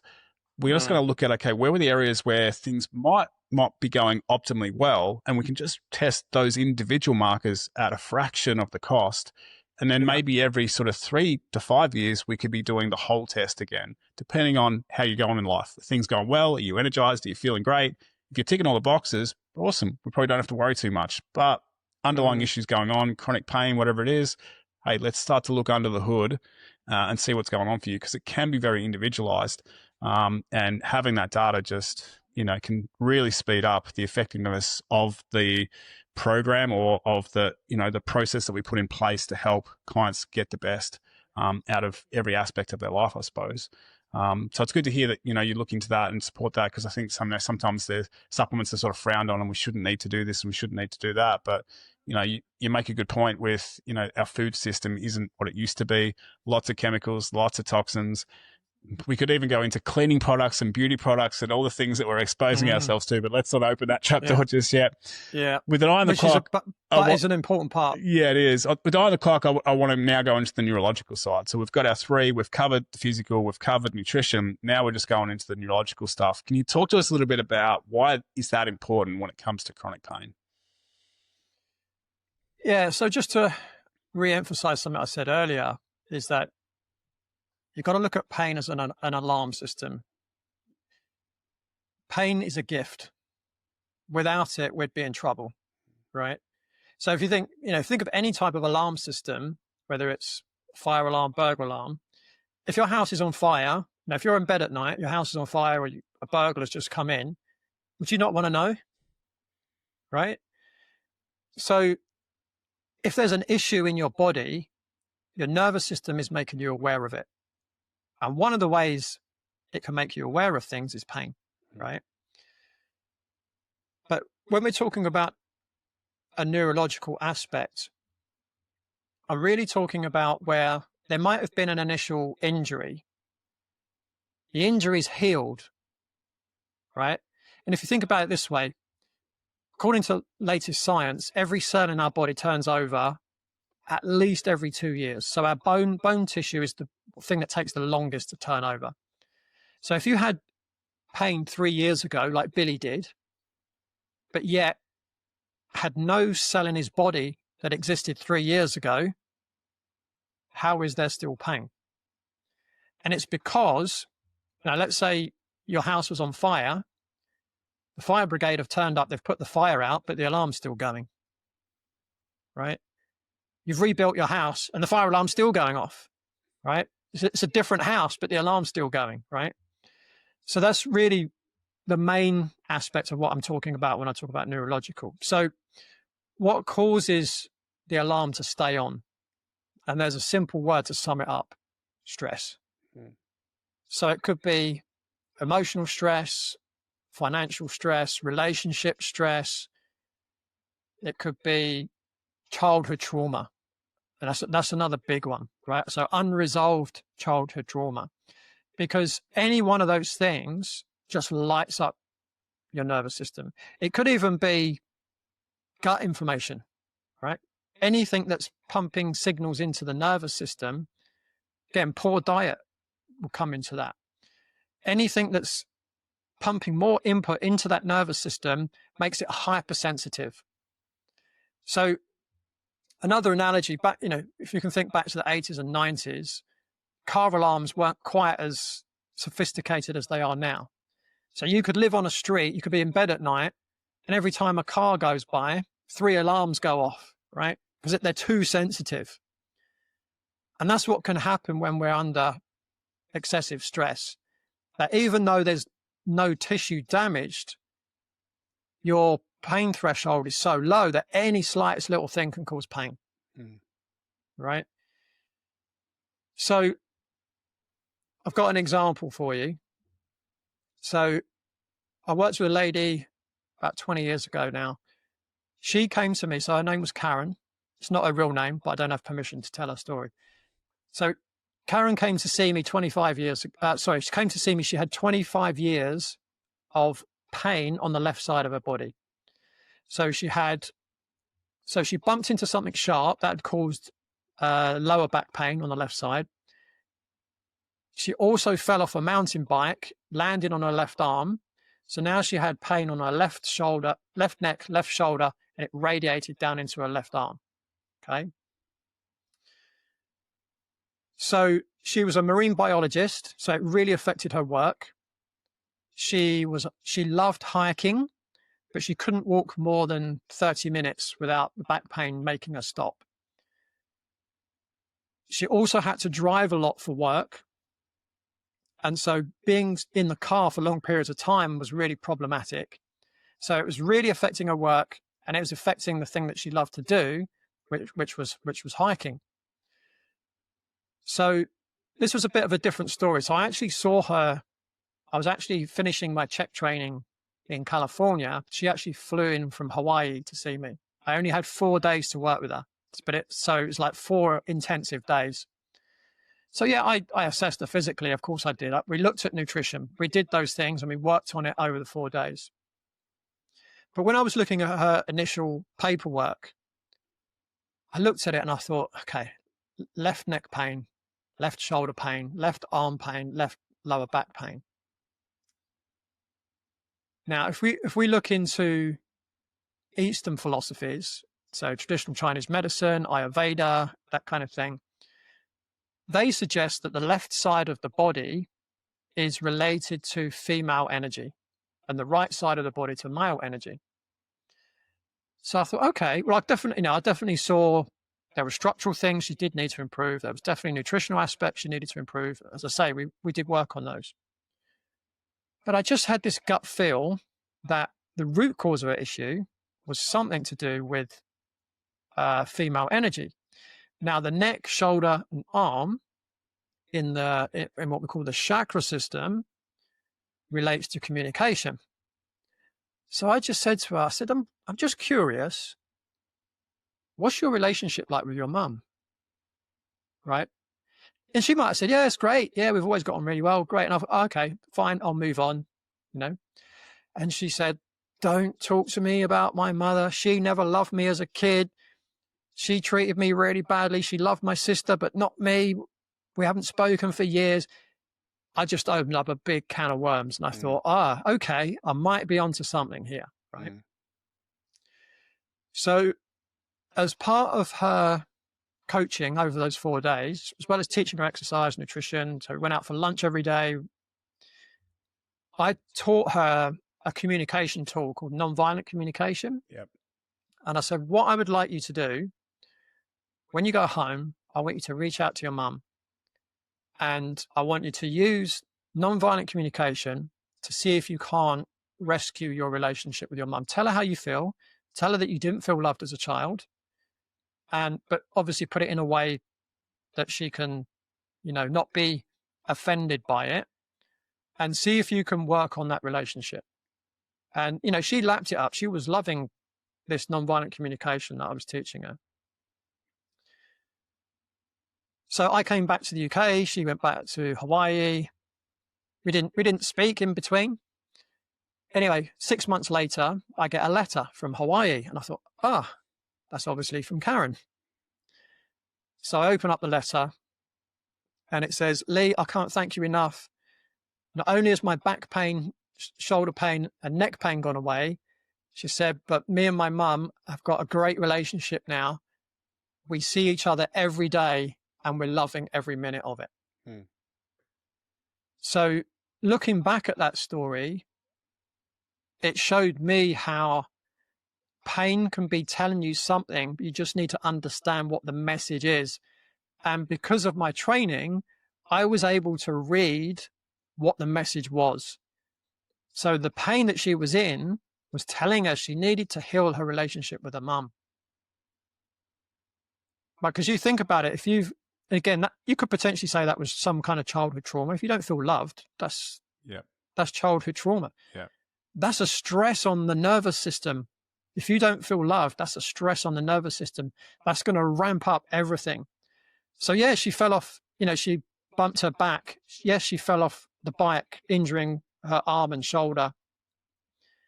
But that probably healed within a few weeks or months. But the fact that her nervous system was so ramped up, it kept sending messages to her brain to say that these parts of the body were still injured. What her own conscious mind couldn't work out was it wasn't those areas that were still injured. If you like, it was her psyche or her ego that felt threatened because she didn't feel loved. Yeah. So, pain or the physical body isn't always the problem when it comes to pain. Sometimes what we need to do, we need to decode the message so that we can heal ourselves. And that's where, if you, again, not throwing stones at anyone, but if you go to a physiotherapist, chiropractor, osteopath, medical doctor, you might be lucky and that they're trained in also the Eastern philosophies and they're able to read the body and tell you or help you work out what the root cause of that problem is. It's a powerful story, mate, and I like it because I think sometimes we can think a lot of that's woo-woo, especially if we're a stoic masculine man. But those unprocessed emotions can lead to chronic pain, physical pain in the body. And I like the way that, we've had this whole conversation because you've said how the physical is linked to the neurological and it's linked to nutrition and it's all just linked and intertwined together. But I think a big missing thing can be those unprocessed emotions. I've got a good mate and he works in like the field of meditation and sound healing. And he runs retreats in Australia, in Bali, and actually over there in Europe as well. And he tells me of the people he has that come to his retreats and some of the most incredible transformations happen. A story that he did share with me was this lady who had a locked shoulder or, she couldn't lift her arm above her head, frozen shoulder, hadn't been able to lift her arm above her head for 10, 15 years. And it had been, some sort of physical injury that had caused that. But over the course of the weekend, between doing the meditations and really connecting in with, what's important to her and the sound healing and all that sort of stuff, by the end of the weekend, she could put her arm above her head. Now, they'd done no physical exercise. They'd done no rehab. They'd done no stretching, none of that sort of stuff.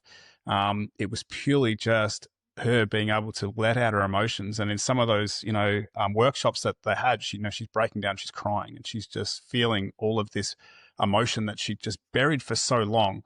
But yet when that came out, it had a physical impact that changed something that, that fixed shoulder, that locked shoulder there. And when he told me that story, I was a bit blown away by it, but it really started to open my eyes to a lot more around, okay, there's a lot that we need to think about outside of the basics of, nutrition and movement and, physio that could be causing that chronic pain. So I like your story there, and thanks for sharing that because I think that's a big piece that we can often overlook. Do you know, that's a really important point that you brought up. So things like breath work, breathing, meditation, music, sound, they can all help to calm down the nervous system. Now, everything is vibration, right? So that's where sound, music can be really healing. I've heard of people going to a sound bath and coming out and their issues are solved, right? When I had my lumbar spine injury, I actually had to fly to California 4 weeks after it happened, right? And the first time I sat down was to get into the taxi to take me to the airport. I hadn't sat down for I couldn't sit down. So I got to California. So we had a meeting amongst all the Czech faculty members. And one of the things we would do, we did it a few times, we'd do drum circles. So we've all got Native American drum and we'd be drumming, which I absolutely love.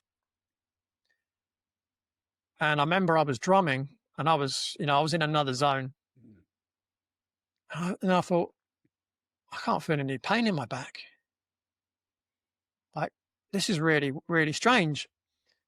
And for about an hour afterwards as well, I had no pain in my back at all. And then each time we did the drumming, the pain would go away. Now, obviously, it didn't solve the problem, but it just showed me the power of vibration. Because obviously, you've got the skin of the drum and you're banging the skin of the drum and it's creating a specific vibration. There was like 13, 14 of us all in harmony drumming. And it was just absolutely incredible. So again, it just shows you that there's so much more to pain and how the body works than a lot of us realize. Again, not throwing stones at anyone, but imagine going to a medical doctor and them saying, you know what you need to do? You need to either go to a sound bath once a week or maybe start Native American drumming. That will help with your back pain. Yeah. Right? Yeah. Yeah. Where's that on their algorithm on their computer and on their desk? Yeah, we've lost so many, let's say, tribal ways of healing. Like, we could talk about humming and gurgling and stuff like that can be really good, for calming the nervous system. And there's so many things that we could be doing to calm the nervous system. And, it's incredible to hear about the stories and the impacts that's having on people's health. And it's just not even thought about in our conventional medicine system, but yet such a powerful tool. Breath work as well, all that nervous system stuff that we're starting to learn more and more about, which is fantastic. And the curiosity, mate, I love your curiosity. And it sounds like, you've put your finger in so many different pies and you're still learning. And I'm on that same journey as well, mate. So I love that you've shared so much.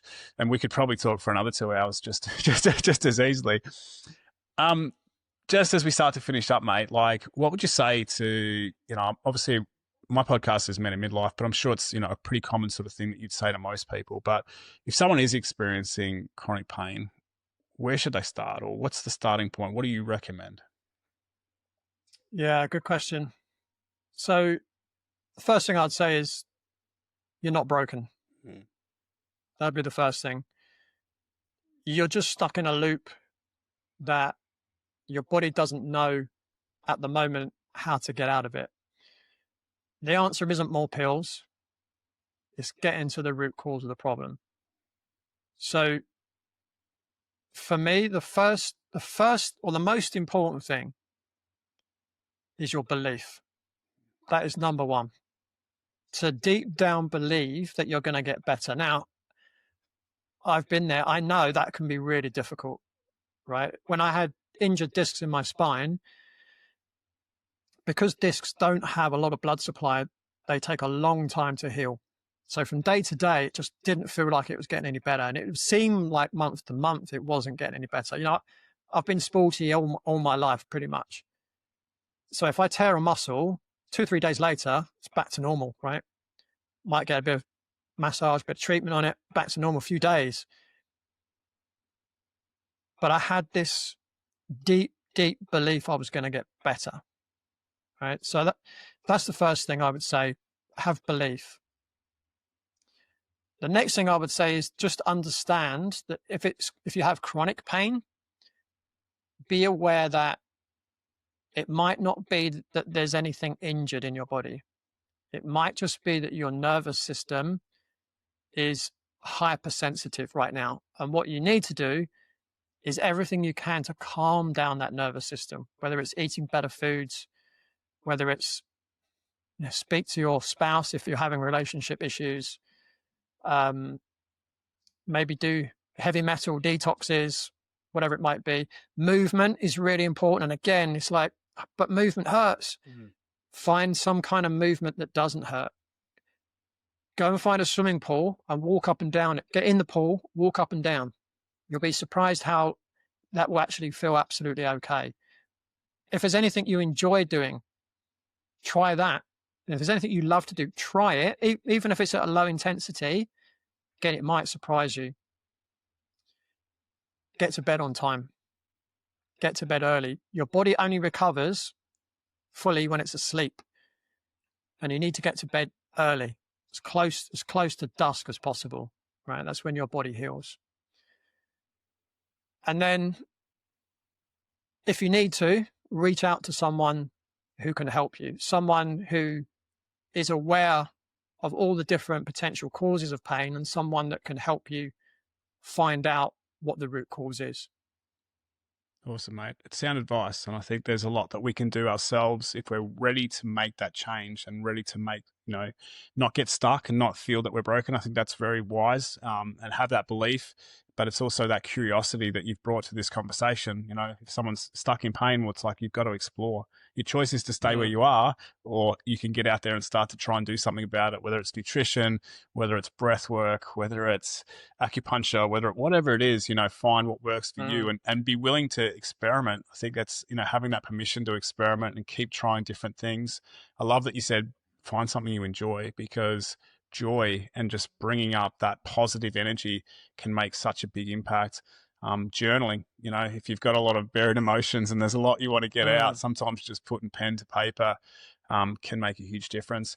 When you were sort of talking about that, one thing that we sort of haven't covered that just popped into my mind as we finish up is, do you believe all chronic pain is curable?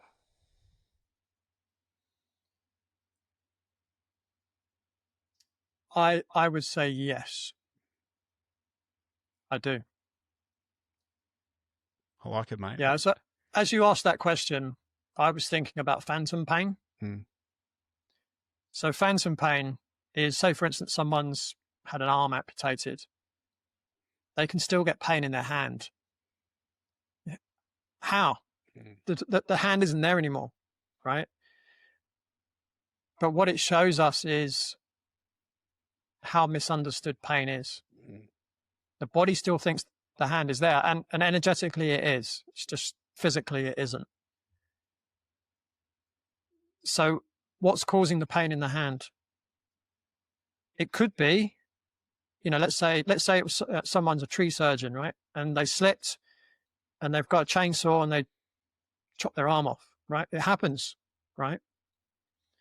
Well, let's say at the time they did that, there was an immense sense of fear, which would be a normal reaction, right?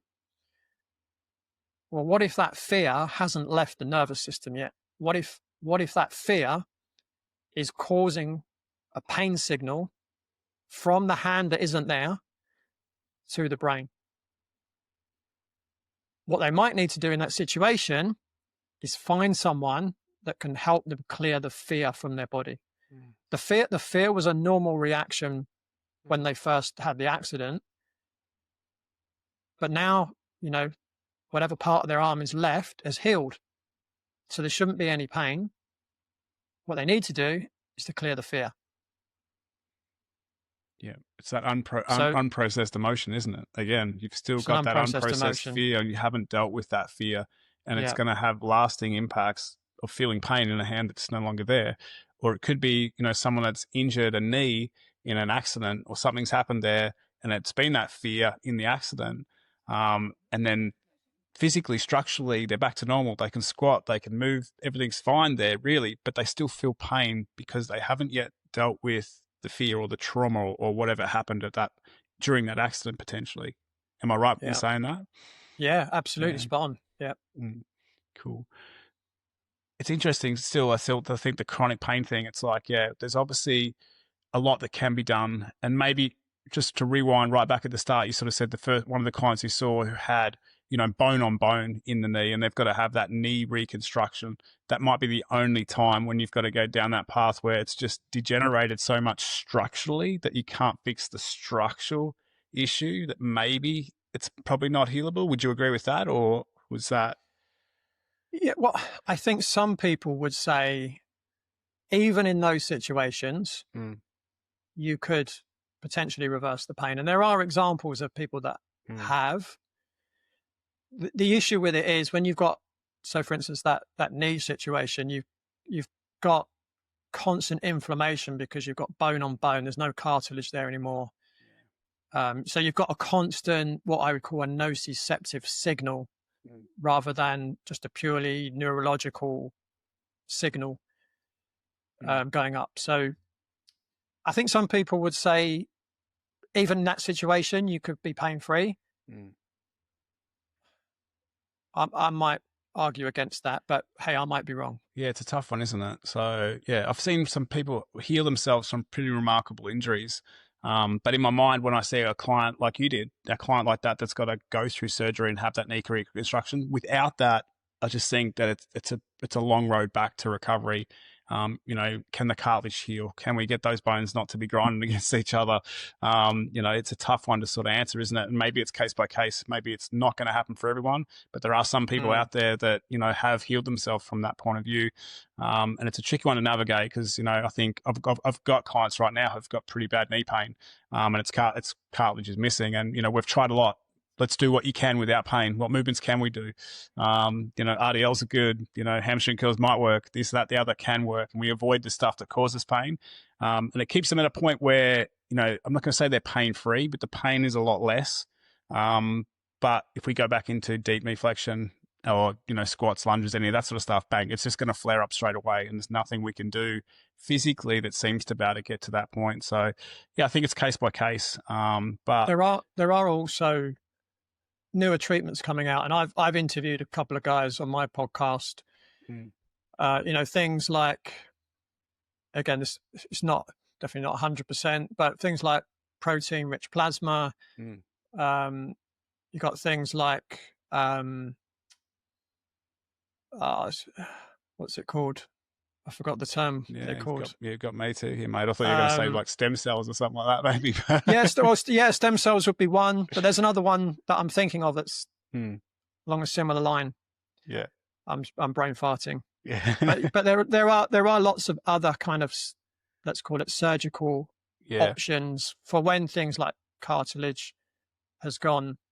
It's annoying me now that I can't think of what it's called. It's a really big thing as well these days. Yeah. I can't think. Peptides. Peptides. Yes, that's it. Yeah. Right. So there are lots of other things out there that potentially could help people like that, rather than having to have complete knee replacements.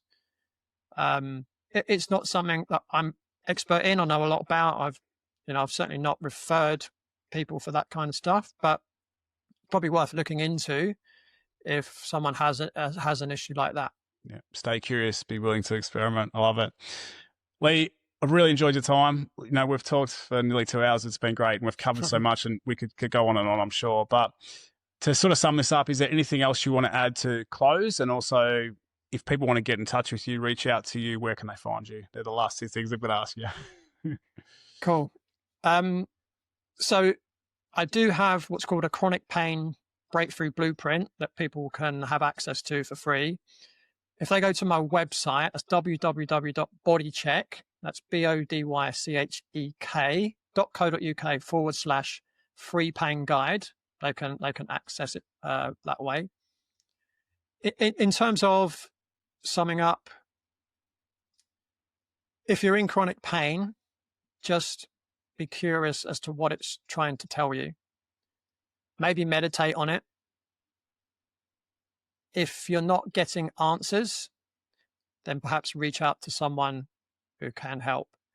And I just want to say, just to close up from my point of view, I've just really enjoyed chatting with you today. It's been a really, really great interview.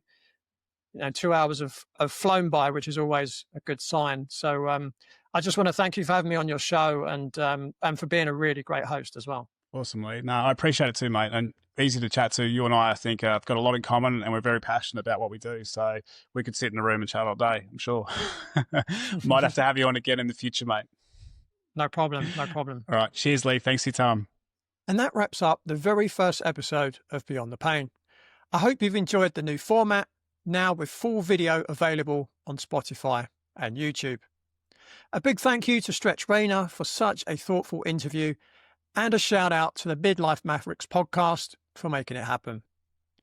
Thanks so much for tuning in, and remember to join me same time, same place next week on Beyond the Pain.